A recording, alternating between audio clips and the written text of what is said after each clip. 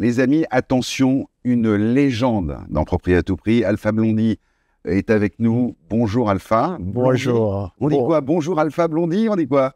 Bonjour Alpha. Alpha, bonjour Alpha. Bonjour Bruno. Alors, on est vraiment très honoré que tu sois avec nous. C'est une carrière incroyable que tu nous as donnée.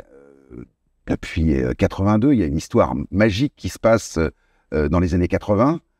Plein boom de Bob Marley, mais tu es aussi une des figures emblématiques du reggae et de la popularisation du reggae en France, mais aussi en Afrique. En effet, j'ai eu cette chance, d'être arrivé après la mort de Bob Marley. Ouais. Je crois que les nostalgiques ont moins un peu... Oui, un peu pris en substitut. Oui, mais pas que les nostalgiques. Hein. Le début, alors il y a effectivement un début de carrière d'artiste, etc. Mais il y a George Benson qui arrive dans ta vie et qui produit ton premier album. Oui, mais il y a souvent un quiproquo qui me fait beaucoup plaisir d'ailleurs, parce que quand on parle de George Benson, beaucoup pensent que c'est le guitariste George Benson. D'accord, et c'est pas lui. C'est pas lui. Ah d'accord. Ouais, alors donc je me suis trompé en fait. Non, vous n'êtes pas le seul. Ah oui, c'est ça. Et c'est un producteur de télévision ivoirienne qui aussi produisait des disques. Il s'appelle George Taï Benson. C'est GT Benson. Donc c'est un homonyme voilà, du George Benson. Mais des fois, le quiproquo m'a beaucoup arrangé. Ouais. Donc là, il se passe un truc magnifique. Premier album, ouais. avec le succès qui va avec. Figure emblématique en Afrique. Enfin, tu es l'icône en Afrique. Mais j'ai ivoirien, hein. Oui, c'est ça. OK. On dit ivoirien. Ah oui? Oui, parce que ivoirien. J'ai eu la chance de faire cette chanson, Opération Coup de Poing, qui était une opération policière banale. OK. Et puis, j'ai pris mon expérience personnelle pour en faire une chanson. La chanson Opération Coup de Poing, Brigadier Savary. Brigadier Savary, mais alors, mythique. On écoute d'ailleurs, ça a rappelé plein de choses à plein de monde. Tous ceux qui ont eu l'honneur de goûter à la saveur de la matraque ont apprécié. Et oui, mais bien sûr, c'était tellement engagé et tellement actuel. Ah oui, oui, oui. Ça reste actuel. C'est générationnel. Oui. Chaque génération a sa matraque. Oui. Qui a été repris après dans une autre version. Rastapoué. Oui, Rastapoué, c'est ça. Et après, il y a des titres comme Jérusalem, quoi. Ah ouais. Jérusalem, j'appelle ça, ce fut un appel. OK? Un appel d'Israël. OK? Parce que quand je lis les livres saints, partout, que ce soit la Bible ou le Coran, il y a Israël dedans. Donc, le prophète. Donc, j'ai été en Israël. Et puis, quand je vais en Israël, je découvre Jérusalem. Et je vais au Saint-Sépulcre. OK? Et puis, la ligne de basse de la chanson Jérusalem est née quand j'étais au Saint-Sépulcre. Non. Je vous assure, OK? Un son obsédant dans la tête, quoi. Pourtant, je n'avais rien fumé, hein? OK? Et j'arrive à l'hôtel et je prends mon dictaphone, OK? Et mon Walkman, et puis je mets la ligne de basse et je demande à mes amis israéliens comment on dit salut à toi Dieu. OK?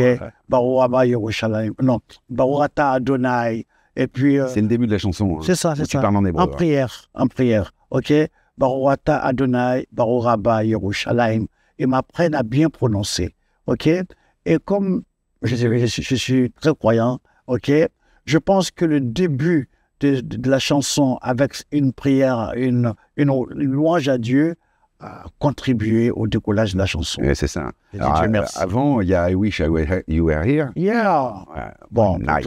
tous les yéyés. Mais non, franchement, on écoute. Bien sûr. Non, mais c'est incroyable. Wish You Were Here. I Wish You Were Here. Yeah, man. Yeah, man. Bon, alors là, maintenant, une carrière hallucinante, on va la parcourir dans cette interview, mais là, ce qui nous préoccupe, c'est qu'il y a un nouvel album, il y a une chanson qui tient à cœur, Cold Fire. Alors là, plus rock'n'roll, retour aux sources, on le dirait. Oh yeah! Vous savez, quand on était au lycée, on avait un groupe rock. Ouais. Parce qu'on était des adeptes de Salut les copains, rock and folk, tout ça. C'est ça. Puis, tous les grands groupes, Pink Floyd, Led Zeppelin, Jefferson Airplane, et toute la famille rock, quoi. C'est ça. Et on voulait faire notre musique rock, et ça restait en nous. On a ce petit côté de Tennessee, comme c'est ça. Mais là, le guitariste, il est hallucinant. Le riff de guitare au départ. Il est français, il s'appelle Julien Lacharme. Ouais. Et les Ivoiriens l'ont surnommé Petit Blanc Dangereux. Ah, c'est ça. Parce que quand il fait ce solo de guitare, Oui. toute la salle est, voilà quoi, très très fort. Très très fort. On regarde à quoi ça ressemble, on regarde un petit bout du clip. All right.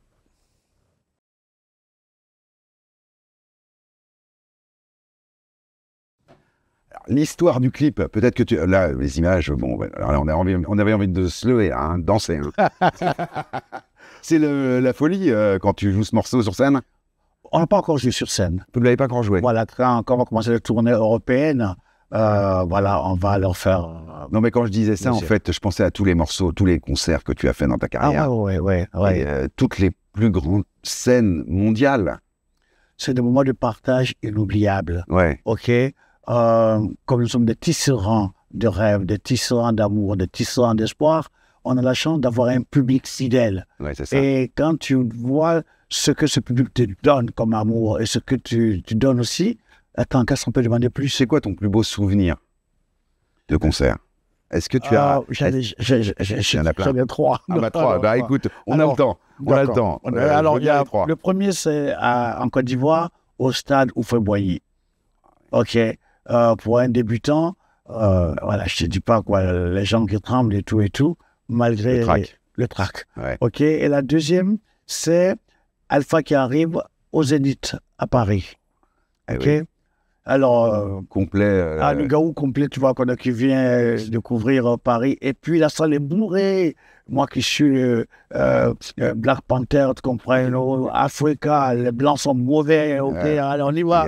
Et la salle est bourrée de blancs. OK. En train de chanter mes chansons en djoula. OK. Je dis, ben écoute, c'est un signe. Dieu est en train de me dire, mon petit, tu ne te mêles pas de race, tu ne te mêles pas de couleur. Voilà. Et ça a été, je dirais, le décollage de ma carrière internationale. C'est ça. OK, c'était ma rampe de lancement, quoi. C'était un coup pour moi. Et le troisième, tu as dit 3. C'est le Brésil. Ah, le Brésil. On arrive au Brésil pour la première fois, et puis à Bahia. Et puis, concert, on s'en va avec le promoteur. Et puis, on arrive dans un coin où il y a plein de voitures garées, là. Et puis, il y a une lumière dans un stade, là-bas. Et moi, j'ai dit au promoteur, mais c'est quelle équipe qui joue aujourd'hui? C'est le Brésil, c'est comme le football. Bah oui, c'est ça, oui. Il m'a dit, ah non, c'est pas du football. C'est toi. C'est les gens qui sont venus pour ton concert. Voilà. Tu sais, quand c'est comme ça, comme tu as déjà le trac, j'ai le pied qui tremble. Mais c'était divin. OK, de voir ses frères chanter mes chansons en djoula, en français, et travailler, c'est trop dur. OK. Ah, et c'est trop dur, mais c'était... Ah oui, ben écoute... mythique. Non, mais et puis le Brésil... On écoutait les Travailler, c'est trop dur. All right, c'est parti. Mais oui, c'est énorme. Excellent. Mais non, mais voilà, on voit toute la puissance de la force de la musique reggae. Hein. Oui, mais ça va au-delà même de la musique. Oui. Il y a quelque chose de divin dans les fréquences que nous émettons. Tous les chanteurs, tous les musiciens. OK. Il y a au commencement était la parole. OK, donc c'était des fréquences, c'était des ondes. Donc, quelque part, Dieu nous a donné cette chance de pouvoir nous exprimer, donner du bonheur avec ces fréquences-là. C'est ça. Voilà. Alors, on va parler un petit peu, dans cette émission, on parle d'immobilier un petit peu. Donc, j'ai envie, il y a les racines sont très importantes pour toi. Tu es né en Côte d'Ivoire et tu as 8 frères et sœurs, je crois. C'est ça, hein? Oui, nous sommes 9. 9 ? Voilà. Et tu dis, j'ai lu que tu avais été élevé chez les anciens. Oui, j'ai eu la chance. Et cette maison, elle ressemblait à quoi? Ça devait être la maison du bonheur. Il y avait beaucoup de musiciens, il y avait la musique déjà présente dans ton enfance? La cabane de ma grand-mère était la plus belle maison du monde. Et oui, c'est ça. OK. C'était un entrecouché et ma grand-mère qui supportait pas les lits, OK, elle était toujours sur sa natte, OK, et c'est puisque ma mère m'a eu à 15 ans, donc c'était une enfant qui a un enfant, donc on le donne à la grand-mère, à ma grand-mère, et ma grand-mère qui, puisque je porte le nom de son mari, donc j'étais son petit mari, you know, et quand c'est comme ça, j'ai beaucoup aimé être démocratique. Article 1, j'ai raison. Article 2, appliquer l'article 1. OK? Donc, c'était, tu vois, dans ce climat dans lequel j'ai été élevé, le respect qu'on avait pour le grand-père. Mais tu étais l'aîné de la fratrie, alors, du coup? Oui, mais les autres sont venus plus tard. Oui. OK? C'est moi qui ai ouvert le bal. Ah oui. OK? Et puis, bon, tu sais que quand on est aîné, il y a toute la responsabilité. Ah bah, c'est Tu ça. dois être le modèle. OK? Et qu'est-ce que tu as comme souvenir de jeux avec tes frères et sœurs c'est où en Côte d'Ivoire? D'abord, moi, je suis né à Dembocro. Oui. Et tout commence à Dembocro. Et Dembocro, c'était qu'on appelle ça déjà, là où le café du cacao. OK? Ah oui. Voilà. Et puis, il y avait les chemins de fer. Et on a un pont très célèbre qui a été fait par M. Eiffel. Ah oui, Ouais, donc, il aurait pu faire la tour Eiffel chez nous. c'est ça. C'est pas loin. C'était Pas pas loin. loin. Et ce petit village, maintenant c'est une ville, Ouais. OK, est ma référence. Tu y retournes? Oui, oui. Il y a encore une cellule familiale. Ah oui, je fais reconstruire la maison de ma grand-mère, OK? Ah, c'est bien. Parce que quand je lui ai fait cette promesse-là, OK? Parce que sa maison tombait, c'était des briques en terre, ça tombait. Puis je lui ai promis une maison à étage. Ah, Là, je n'étais pas sûr. Et Dieu m'a aidé à réaliser ce rêve. Et quand elle est partie, elle est décédée, elle avait 105 ans. non. Oui, Eh ben, ça nous laisse. Les gènes sont certainement bons. Ça nous laisse encore beaucoup d'années d'Alpha Blondy. de Au reggae. moins 50 ans. 105 ans de reggae. Alors, après la Côte d'Ivoire, qu'est-ce qui se passe? Alors, tu arrives en France, il y a les États-Unis également? Oui, mais avant la France, je vais au lycée.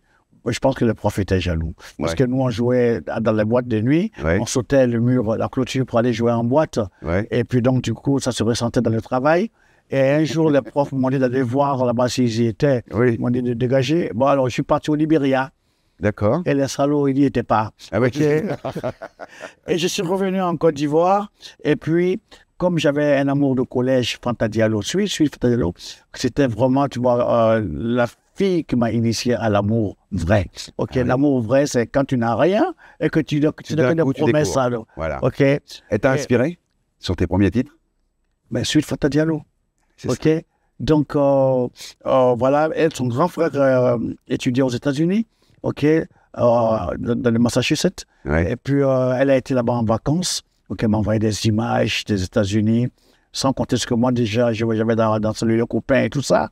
Et puis, quand elle revient, elle arrive à convaincre ma mère, sa complice, à me laisser partir aux États-Unis. Ah, incroyable. Voilà, donc, j'ai dit Dieu merci parce qu'elle m'a ouvert un horizon. OK, et quand tu arrives aux États-Unis, OK, il y a À l'arrivée aux États-Unis, ça se passe comment? Parce qu'on se dit, t'as des points de chute, tu sais où aller, ou tu te dis, j'y vais, je vais jouer ma musique et. Ah non, on partait pour un bon Africain colonisé, on voulait faire des études, OK? Donc, on voulait devenir, puisque le mari de ma mère était adjoint administratif, Ouais. donc on voulait aussi, tu vois, devenir... Moi, je voulais devenir professeur d'anglais, tu Oui, vois, mais c'était... t'as fait des business schools, je crois, etc. Oui, j'ai eu la chance de faire Hunter College, et puis j'ai ma mère américaine qui m'a fait entrer dans un programme à Columbia University. C'était le American Language Program for Foreign Students. Ah. Et c'est là-bas, quand tu rentres dans ça, et puis après, tu passes des examens pour entrer dans le corps de l'université. Mais là, il y avait un petit problème, la bourse. Ouais. OK? Alors, le papa qui a 8 gosses là-bas, Ouais. plus lui et son épouse, et qui est adjoint administratif, OK? Comment ils vont envoyer, je prends un chiffre comme ça, 5 millions Oui, de bah oui. francs CFA. Bah, oui, c'est pas Il ne possible. peut pas. Bah oui, c'est ça. Donc, à un moment donné, il fallait choisir. Ouais. Et comme la seule chose que je savais faire, c'était la musique. Parce qu'on a tripoté avec... Bah oui, avec c'est ça. Et puis, voilà quoi, j'ai voulu faire la musique. Est-ce que c'est l'American Dream? C'est-à-dire que tu pars effectivement pour faire des études, mais la musique est présente en toi viscéralement, on va le dire comme ça. L'American Dream, Est-ce qu'il y a une forme d'American Dream ou pas? il y a l'American Nightmare. Oui, c'est ça. Quand tu n'as rien, Ah oui, c'est OK, que tu habites chez quelqu'un, ou que le style vient chez moi, j'habite chez ma copine, Ouais. OK, et que tu n'as que des rêves. Mais l'Amérique, c'est pas seulement le rêve, hein. Eh C'est ben pas non. l'American Dream, c'est l'American Reality. Ouais, c'est ça. Tu dois te battre. Et En puis, permanence. arrange-toi à être number one. Autrement, Ok. tu n'existes pas. Oui. OK, donc, quelque part, j'ai encore Dieu. Ouais. OK, je suis à Central Park avec des amis en train de m'enfumer tranquillement. Ouais. Ok. Et puis, je vois les gens qui s'envoient dans un coin. Je demande c'est quoi? On dit c'est il y a un groupe des îles qui joue là-bas. Ouais. Donc, on va aller voir. Et mes copains qui sont du Niger m'ont payé le billet, puis on est parti à Burning Spear. Waouh. Ah oui, C'est-à-dire que Dieu t'envoie rencontrer ton destin, c'est ouf. ce qu'il a préparé pour toi. Ce monsieur qui chante l'Afrique, qui glorifie l'Afrique, qui parle d'Afrique comme la terre promise. Mais Ok? oui, c'est ça. Et puis, toi, en tant qu'Africain, tu te sens fier. Il parle de Kwame Nkrumah, il parle de Lumumba, il parle d'Haïlé Sélassié, Addis Abeba. Et pour un Africain qui sort de cette Afrique blessée, meurtrie, voilà quelque chose qui te donne Ouais, c'est de l'épaisseur, une source de fierté force, de fierté et de force dans cette jungle Ouais. new-yorkaise. Donc, j'ai dit, Bingo. allez, on y va. On y va. Mais j'ai eu la chance donc, de tomber sur un producteur jamaïcain qui a aimé ce que je faisais. Parce que j'avais traduit War de Bob Marley Ouais. en français, C'est ça. la guerre. Effectivement, oui. Ok. Mais tu as repris quelques titres de Bob Marley au tout début. Au tout Yeah, début. yeah. Mais la première, c'était War. War. Et puis, il y avait une boîte downtown, 111, Ah oui, Austin 111, Street. Ouais. Donc, ils appelaient ça Once. Et il y avait un groupe jamaïcain qui jouait là-bas, Moniaka. Moi, j'allais. OK?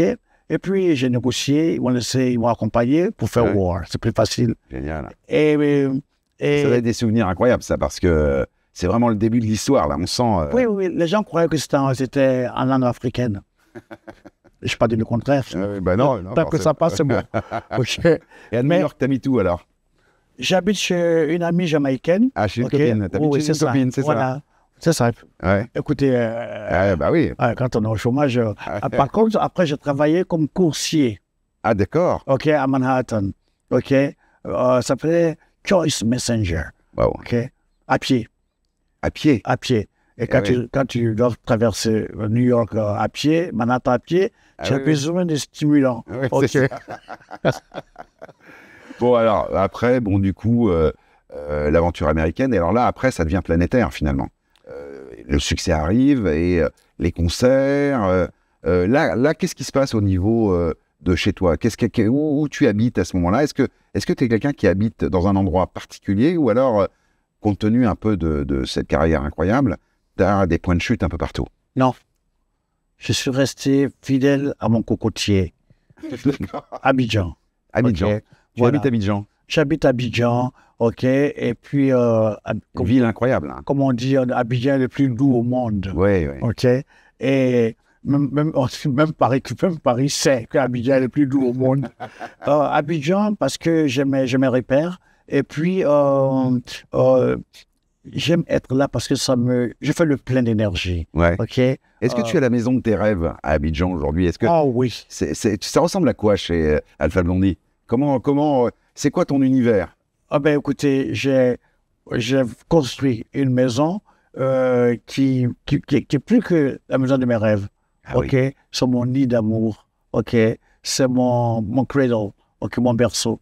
Et là, C'est là où tu te ressources aussi. oui, c'est Où tu la crées. famille. OK? Et puis, j'ai eu la chance, mon épouse est venue, elle a mis la discipline, l'ordre. OK? OK? Femme forte ivoirienne. Aïe, aïe, aïe. Aïe, aïe, aïe. OK? Et elle m'a aidé à me prendre en compte. Ouais. OK? Et puis, quelque part, OK, c'est chiant, mais C'est grand. elle a de bons conseils. C'est grand. Tu as besoin d'espace, tu as besoin de verdure, tu as besoin de terrain. Tu as où Non, vraiment, là, on est gâtés. Ouais. C'est vraiment grand. OK? Si on veut compter, peut-être qu'on a, je sais pas, 11 chambres, un truc comme ça. Ça D'accord. va. Bon, il y a OK? une chambre pour moi. Hein. Quand Quand tu viens, Bruno, je serai ton guide. Ah bah écoute. Et tu vas kiffer. Ouais, je pense. Comme disent les Français, Ouais, c'est ça. tu vas kiffer ta race. Kiffer ta race. C'est quoi le rêve, quand on a une carrière comme la tienne, le rêve d'Alpha Blondy aujourd'hui pour les années à venir? Qu'est-ce que tu veux faire? Continuer à faire de la musique? Oui. D'abord, je te dis quelque chose, Bruno. Moi, je parle de toujours de la feuille de route que Dieu a mis pour moi. OK, même les moments difficiles, je pense que ça fait partie de ma feuille de route.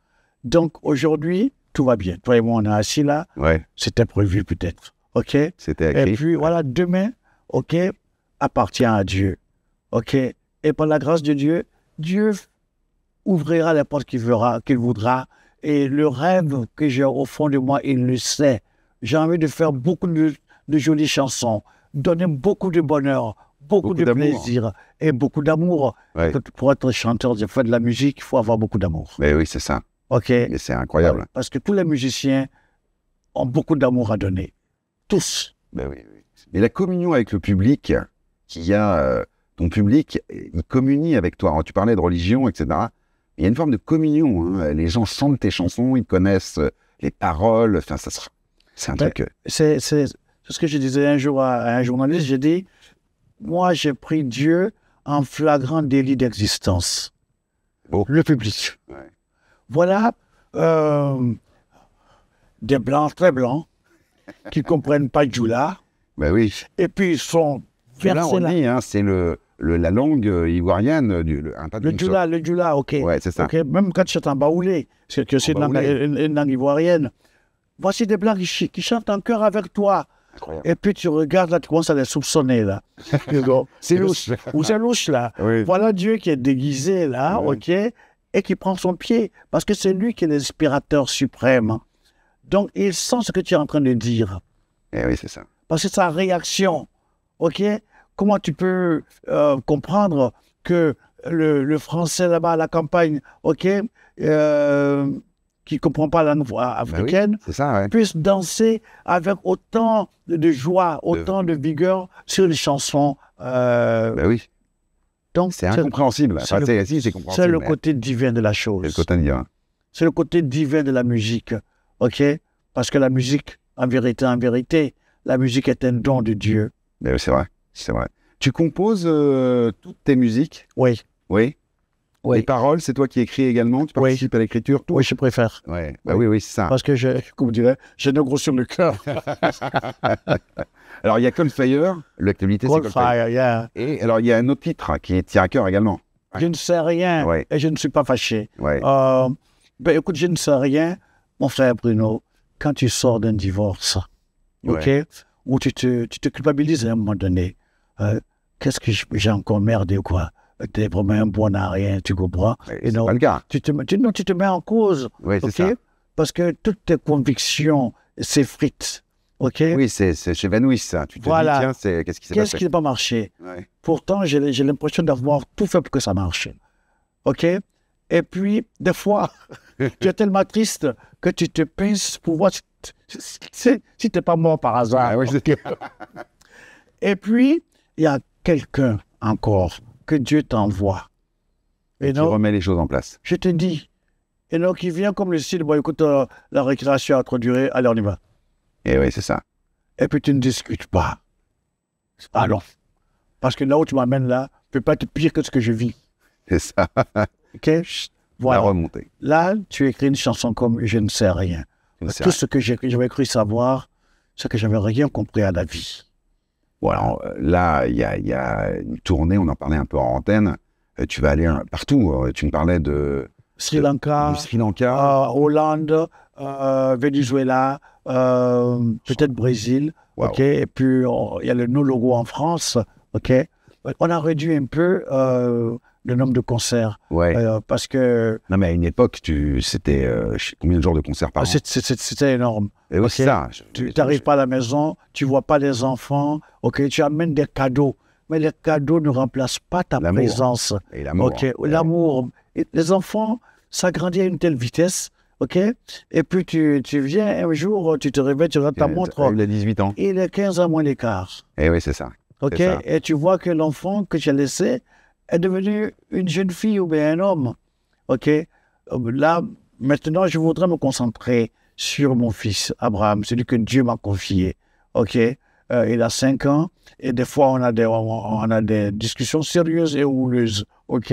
Il a 5 ans. Tu as un fils de 5 ans. Oui. Ok. Wow. Il s'appelle Monsieur Abraham, le gouvernateur. J'adore. Incroyable. Ouais. Et tu t'occupes beaucoup de lui. Ah, ça, vraiment, je voudrais me rattraper. Je voudrais me racheter. Et il me donne beaucoup de plaisir. Ben ok. Oui, forcément. Je regarde Paw Patrol. OK, le marsupilami, OK. Ouais. Mais ça, c'est des programmes politiques. Mais oui, c'est ça. Pas de patron, quoi, tu vois. Pas de pétrole, Oui, c'est vrai. et j'adore, OK. Mais c'est Bon. ce qui te permet aussi de rester si vif, si jeune. En préparant l'émission... Merci pour le compliment. Non, mais franchement, 35 voilà. ans. 35 ans de... Voilà, mais c'est incroyable. Ben, écoute, vraiment, c'est une chance que Dieu me donne. Ouais. Une deuxième chance, OK. Oui, trois. D'abord, il m'a envoyé Alissa. En plus, Alissa m'a envoyé Ouais. le prophète Abraham. Le prophète Abraham. Oui, je suis heureux. Bon, Voilà. on retrouve l'interview de Alpha Blondy en exclusivité et en intégralité sur M6+. Vous pouvez effectivement, on va continuer un peu à discuter parce que Right. là, on a besoin d'être un peu tout seul. On va Ok. d'abord maintenant D'accord. à continuer. Donc on se retrouve sur M6+. Bon là, on est plus tranquille, Alpha Blondy. Yes.